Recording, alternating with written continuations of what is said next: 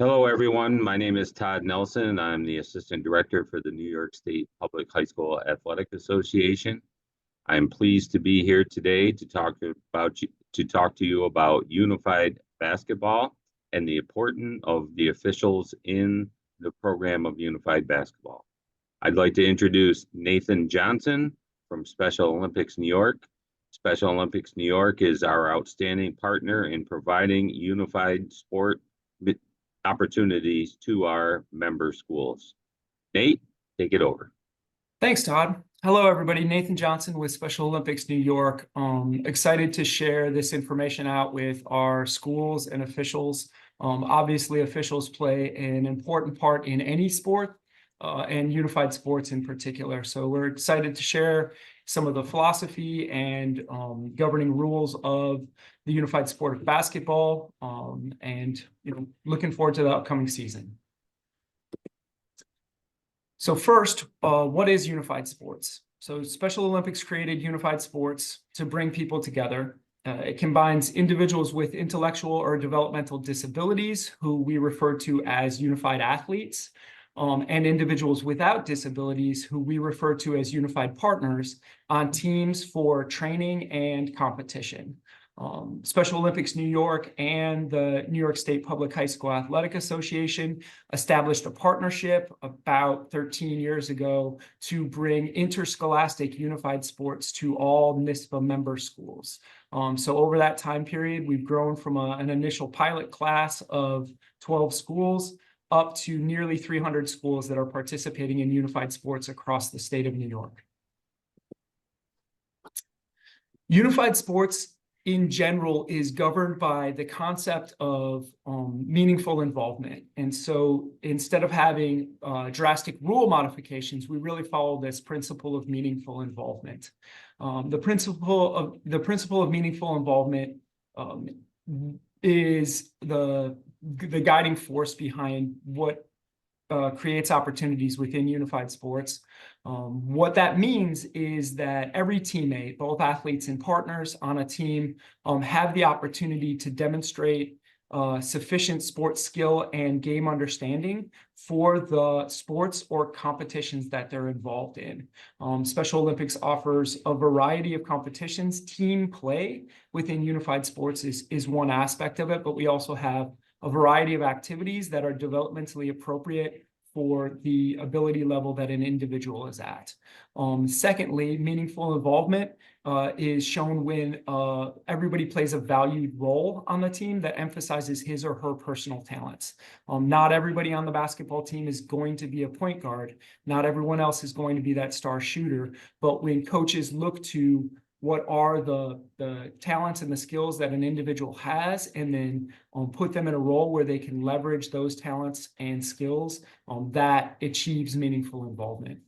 Lastly, and probably most importantly, is that an individual has an opportunity to play without a heightened risk of injury. We don't want athletes or partners put into situations where they're unprepared or unable to be on the playing field, which would heighten their risk of getting hurt or just kind of an overall negative experience with the sport experience.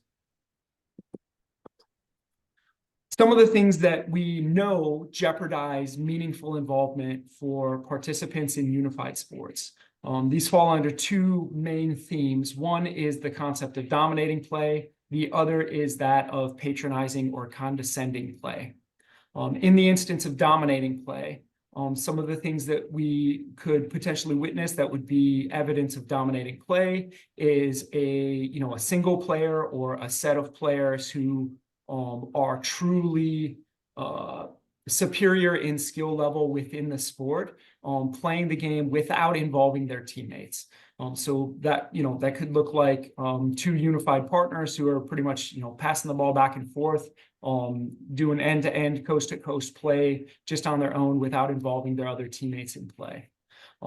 Secondly, it's a player controlling most aspects of the game, especially during the most critical periods. So we have seen instances in which your top player on the team is really taking over the game completely in the end of the game when it's close, And that is sort of demonstrating what dominant play can look like. On the other end of that spectrum is patronizing or condescending play. This is when you have individuals who are serving as more on-field coaches rather than teammates or mentors. So some of this might be, a partner that's on the court with an athlete who isn't catching the ball, but standing next to that athlete. So when the ball is passed to the athlete, they can support them. Really, we want every single player on that team to see themselves as a teammate and not in that role of I'm an on-field coach.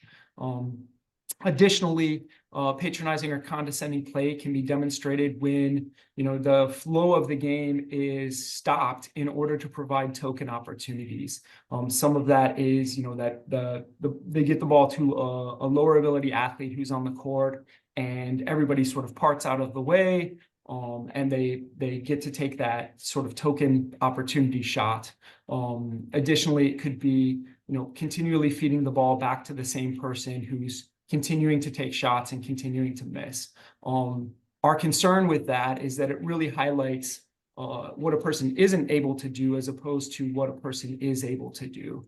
And we realize that coaches want to create opportunities for all of their athletes and all of their partners to be successful. But we have to remember the perception that is reinforced when an athlete is repeatedly unsuccessful in the game in an unnatural setting of condescending play. Todd, over to you. As Nate stated earlier in this presentation, officials are an essential component to our interscholastic program.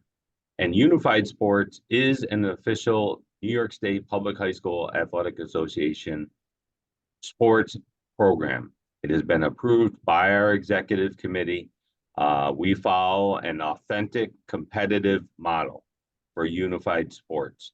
And that's why it is so imperative that the officials are enforcing the rules of the sport. That is your number one objective when you are a sport official, is to enforce the rules that are governing that particular sport. The second piece is that officials are essential because they are there to enhance and reinforce the coaching that has been going on prior to the game. The coaches take their time to explain the rules of the game, explain that you can't travel, you can't double dribble, you can't go over and back.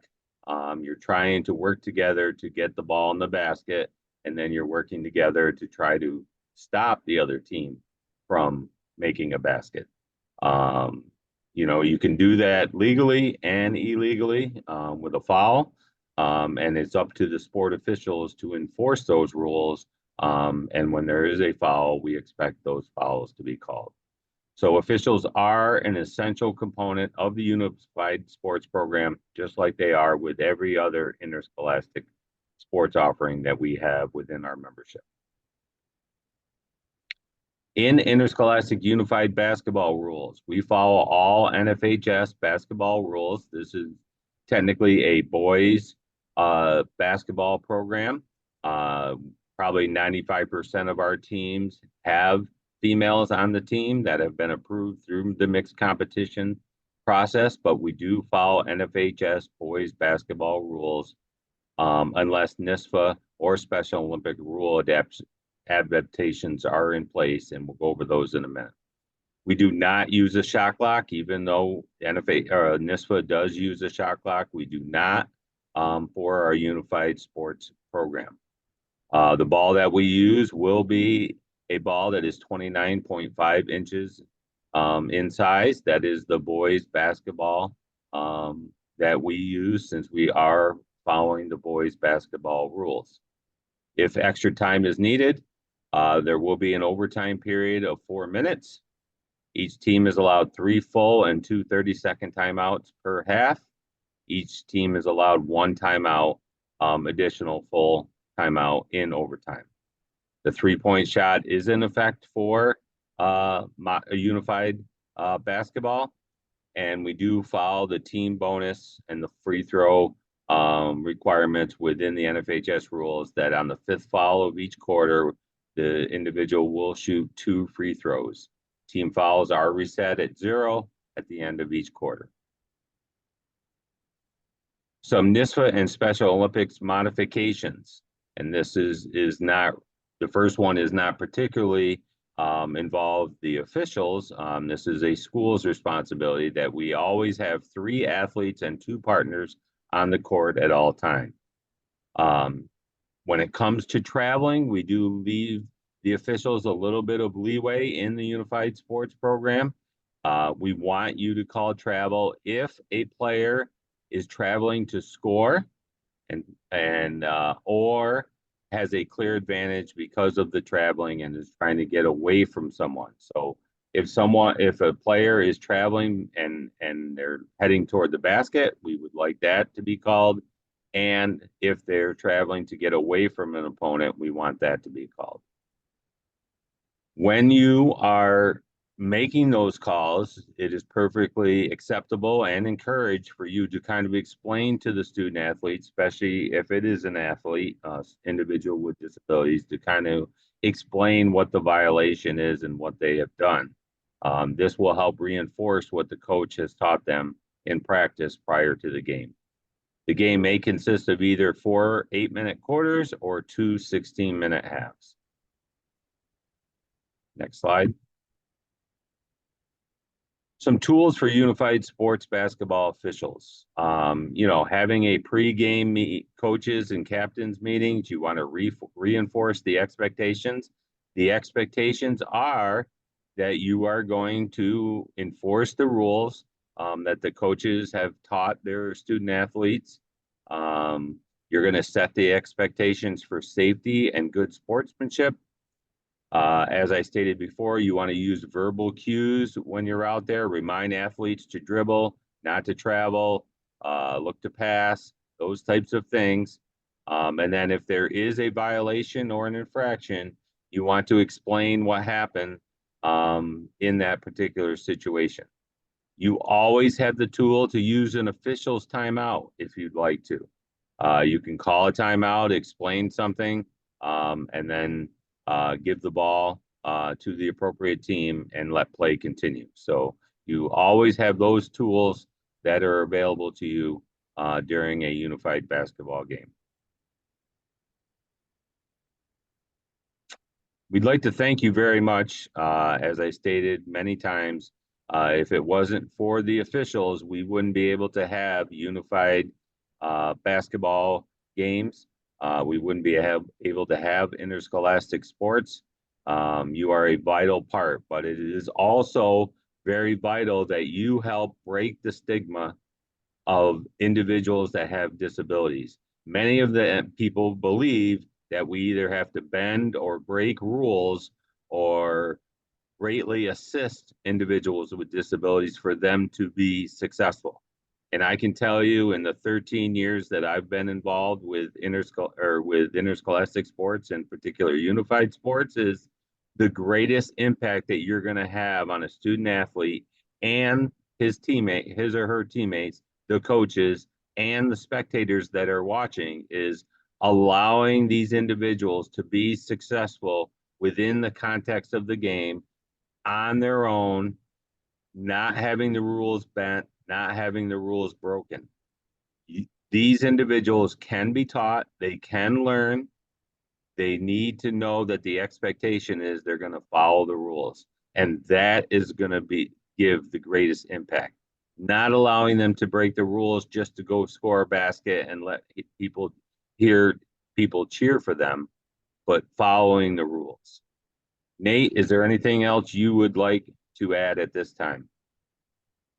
No, Todd, thanks. Just good luck to everyone this season. Thank you again to the officials for their commitment to the outcomes of this program and ensuring a good, safe, sportsmanlike season and elevating individuals with disabilities and showing what they're capable of. Thank you all. If you have any questions, my information there is down there, and Nathan's email is there as well. Please feel free to reach out to us if you have any questions or concerns. Thank you very much and have a great season.